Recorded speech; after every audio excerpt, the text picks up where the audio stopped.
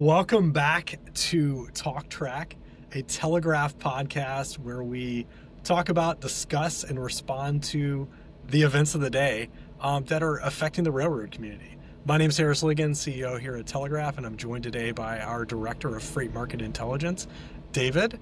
Thanks for joining in, and we're really diving into some topics today that are, I think, have a pretty broad global coverage, but we're really digging into how it impacts railroad, shippers, equipment owners, really anybody that's involved in the freight rail space. And today's topic is actually the increasingly wild energy disruption that we're seeing from the conflict in the Middle East. Dave, are you locked in and ready to talk? I am really excited to talk with you about this. I think, sometimes people maybe don't fully understand how these things can be connected. Something happening half a world away is going to show up on the American railroad, but I True. really believe that it does. And some of the conversations we've been having internally this past week and the stuff we put out externally, I hope makes that case strongly for people who are interested in hearing it.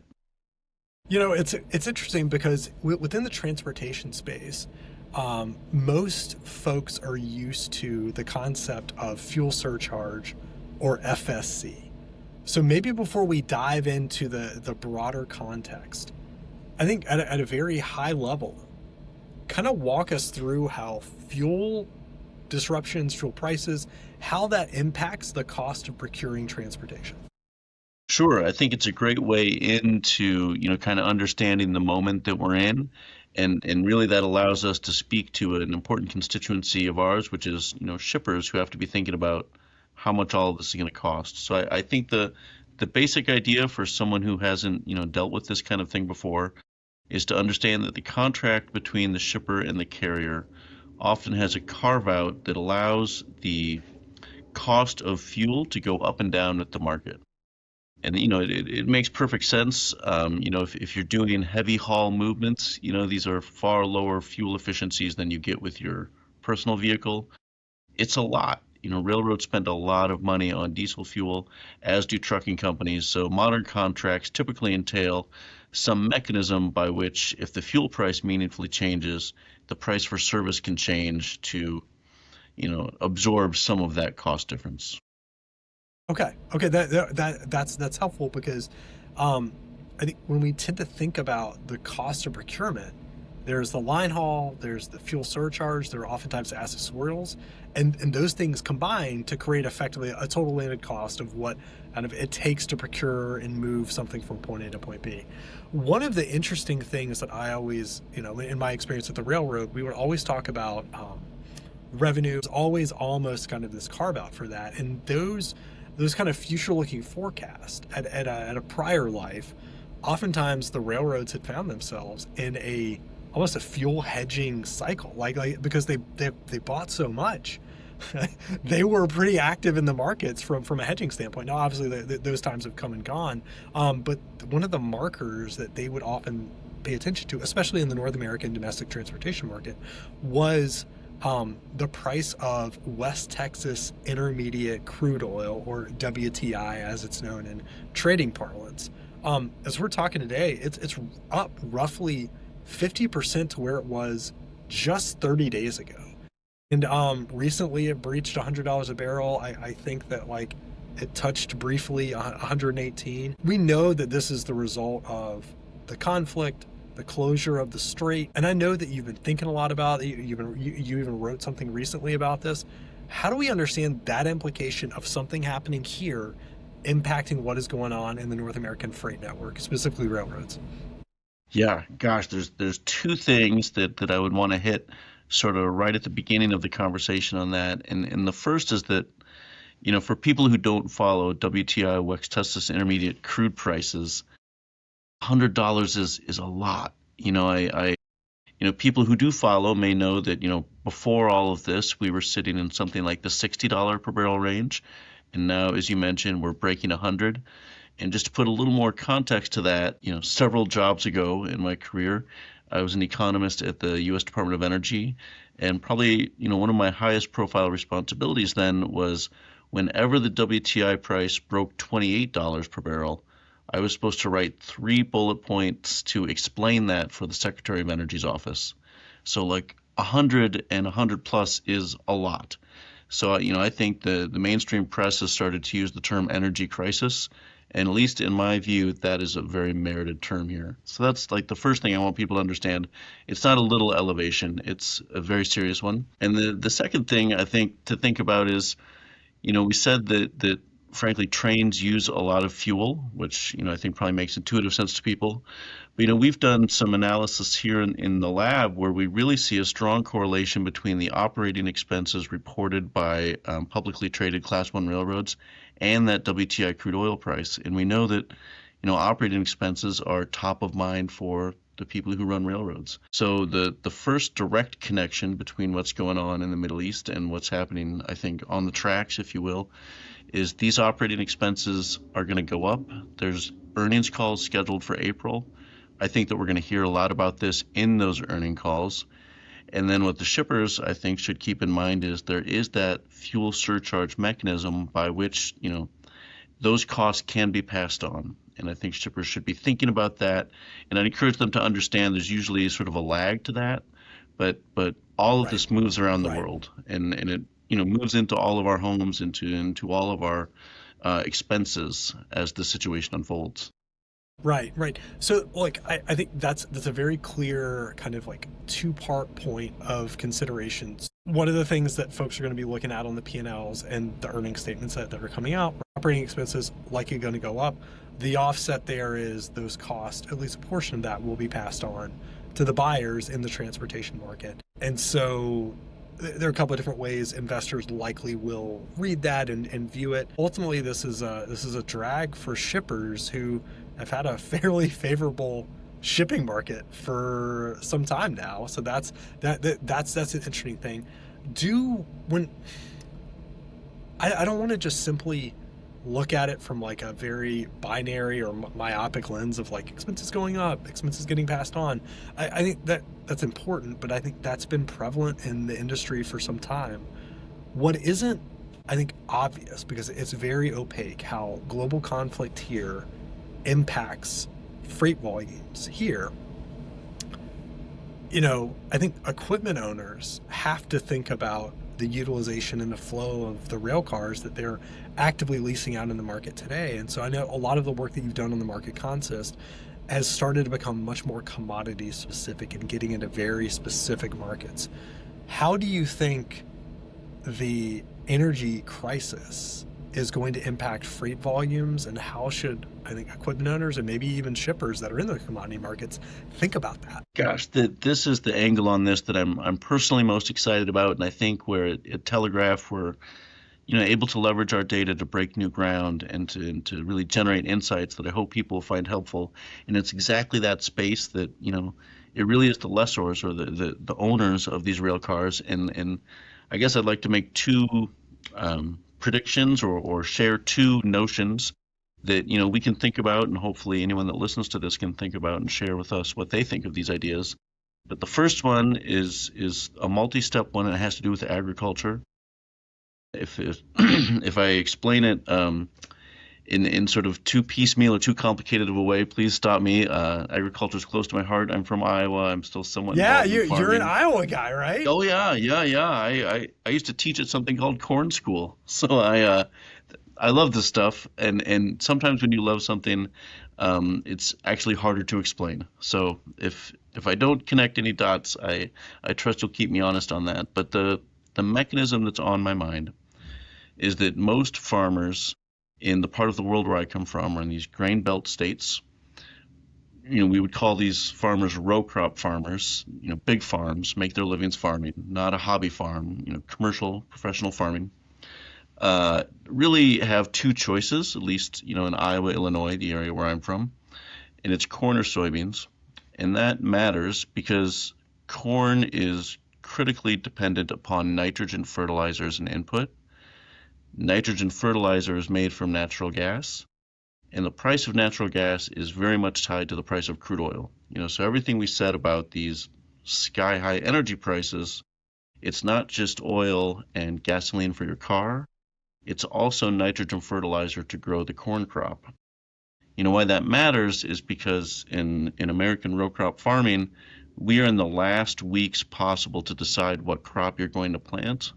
And if I'm a farmer looking at the situation right now, I'm saying, wow, the cost of my nitrogen fertilizer, if I'm going to grow corn, is going way up. Last year we had a record high corn harvest, so corn prices aren't high. And It's really and I tempting. think we've talked about that there are still stocks Yeah, in the elevators, right? They've yeah, not actually come out and gone to market. Okay. yeah. If I'm making that cropping decision right now, which I really have to make, the seeds essentially have to be sown by early April. I'm thinking low prices for corn, high input prices to grow corn. I'm going to go soybeans. If I go soybeans, thinking about, for example, like my family's farm, if I grow corn, I can grow something like 190 bushels per acre.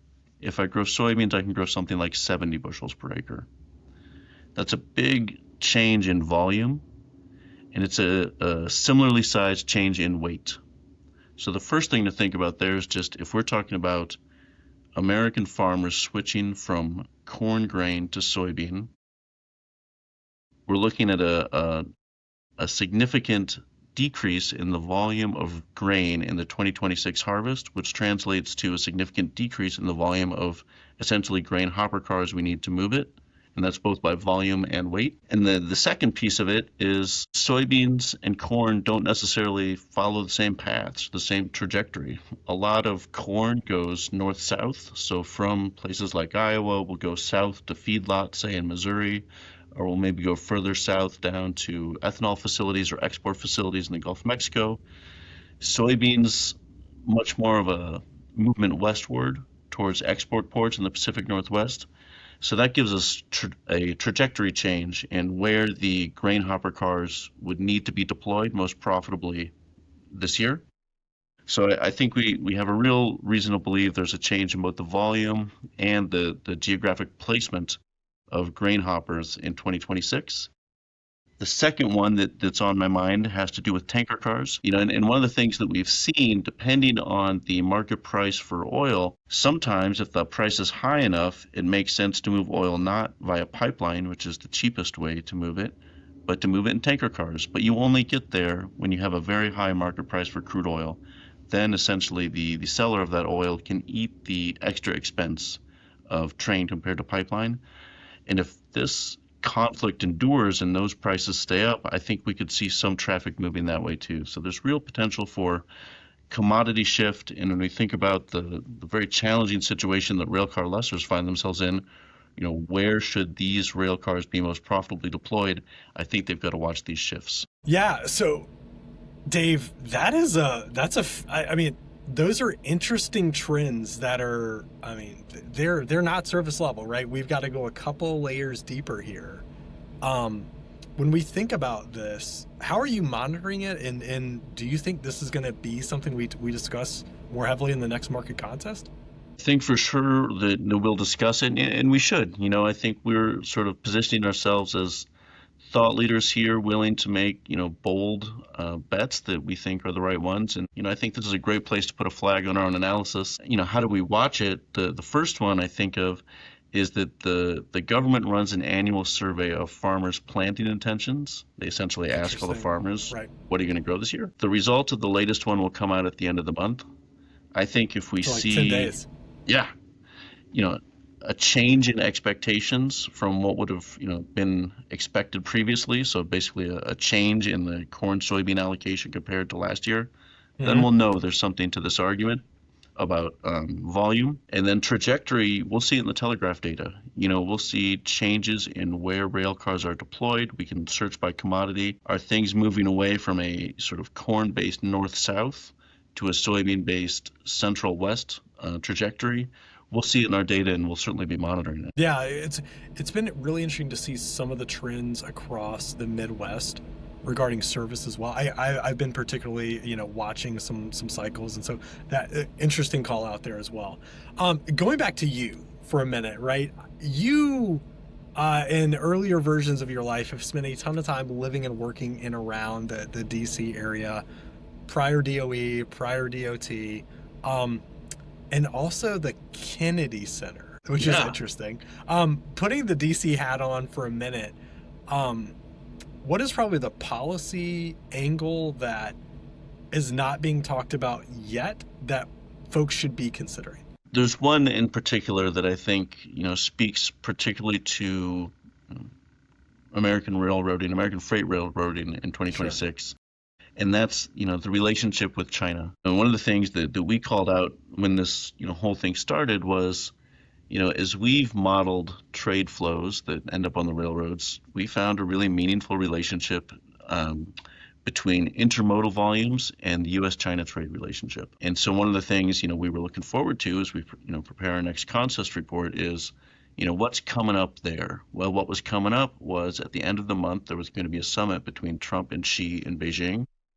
And, for those of us, who I think all of us want to see a very healthy intermodal sector, we sort of had hopes that this is going to be a very productive summit. Maybe, some of these trade tensions will be cleared and, we Yeah. can adjust our projections higher based on these trade flows. And at that moment, I think we were thinking that, and the real sticking point is tariffs. So hopefully that stuff can be worked out.